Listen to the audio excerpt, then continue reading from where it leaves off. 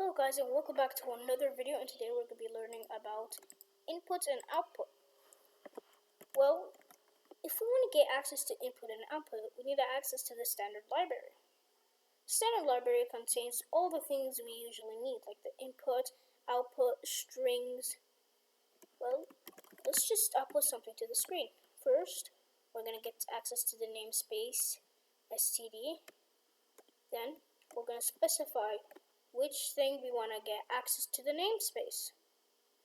Let's just type cout. Well, cout is just a shortcut for C output. Then we're going to be typing these characters specifically.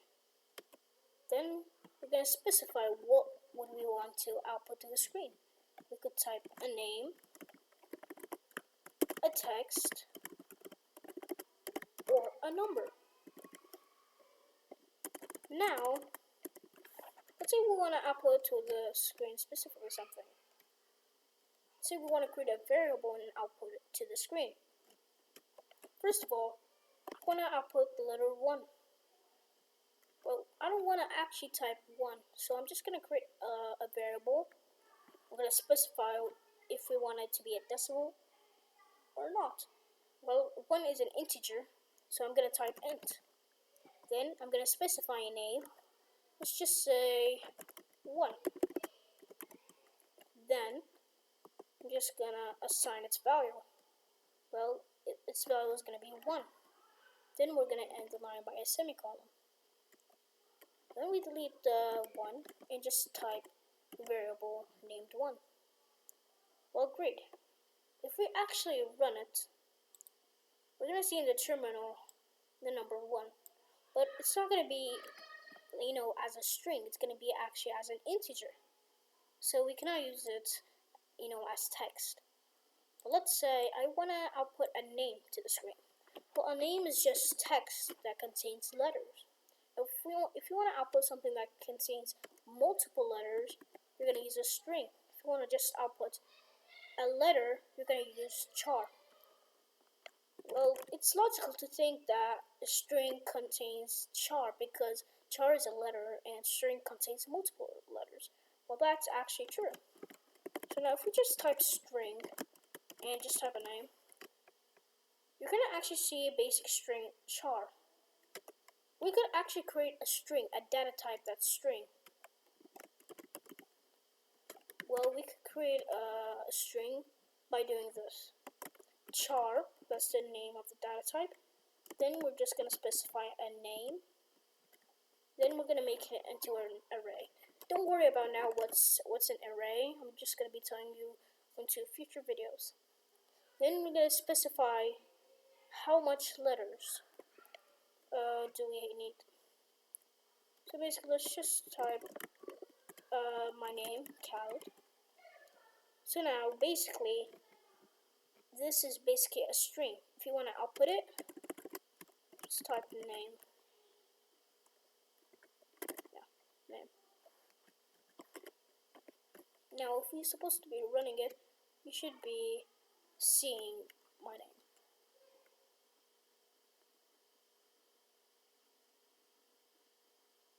Exactly.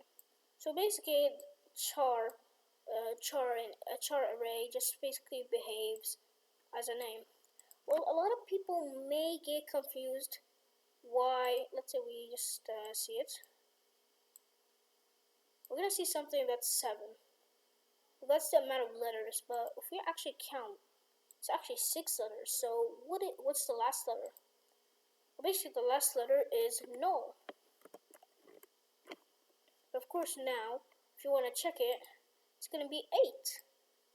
Because basically the char array just puts automatically the null operator. So basically the char behaves like this string. But people thought, why don't we just create a data type that's basically a char array? So that's where the string comes along. So now we're gonna see that the same thing behaves. So we're just gonna type my name.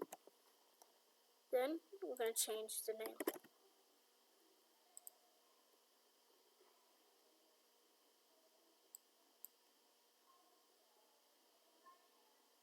Okay, great. And I see a lot of people don't explain this to people. Well, because a string is just containing a char that's an array, you could actually get access to individual words. So now, let's say I want to get access to the letter K. I'm just gonna type 0. A lot of people say, why don't you just type 1? Because in programming, the index usually starts from 0, then 1, and 2. As you can see. If I type 1, I'm going to be getting access to the letter H.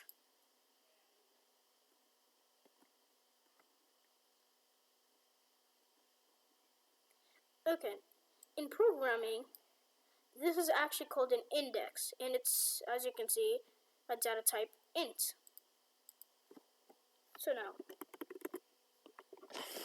let's say we want to take input from the user and display it out to the screen. That's where we get std sin. Well, this is basically just a shortcut for C input. Then we're going to type these operators, specifically the opposite of C out. Then we're going to specify name. Of course, I'm going to change this. Just make it have not a value, and then we assign its value. Okay. So now we take input from the user, and we took input from the user, but how are we going to display it? Then std c out. Then we're going to type name. Well, if I run it right now, I should be seeing whatever the user inputted. Okay. Now, let's say like. Then it displays like, just what as the user inputted. Well, this is very handy. But one downside of this stdcn is it only takes one word or one text. So now if I actually just type Khaled, then I press space to complete J, it's just going to take the first letter. Well, I mean the first word. So how can I fix this? Well, this is where the std actually get line without using the std. To get line, this is actually a function. Then we're gonna actually get std to border.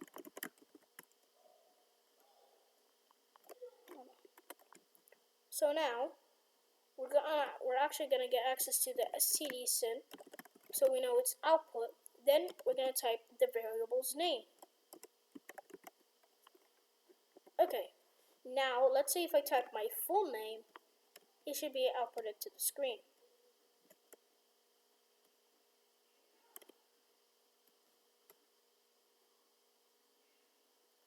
Now, Khaled.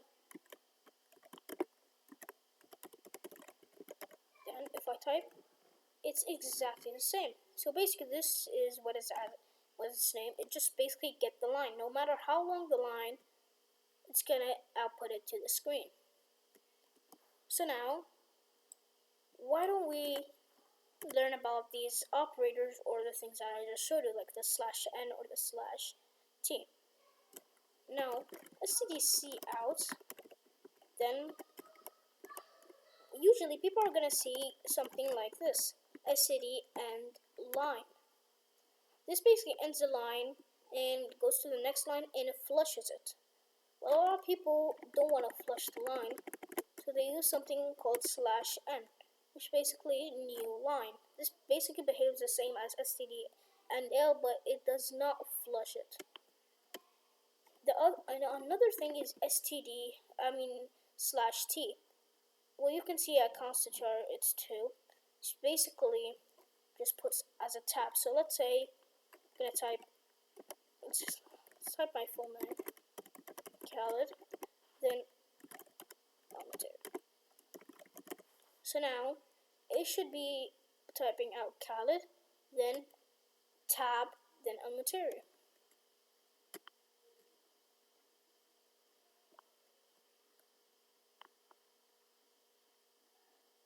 Okay, see these difference. Well, you can know this is actually 3 lines. I mean 3 spaces. Yeah, I think. Yeah, no, it's 2 spaces because if we actually look inside of it, it's actually going to be 2 if we just highlight it. Okay. So we learned how to use the /t and the /n. Well, a lot of people may get bored or feel it's too much typing std. Well, if we don't, we're gonna actually get an error. It just doesn't know what C out.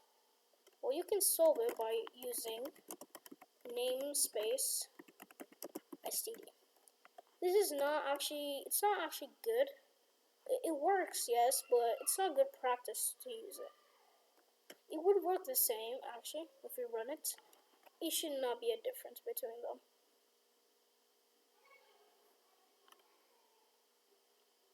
Okay, great.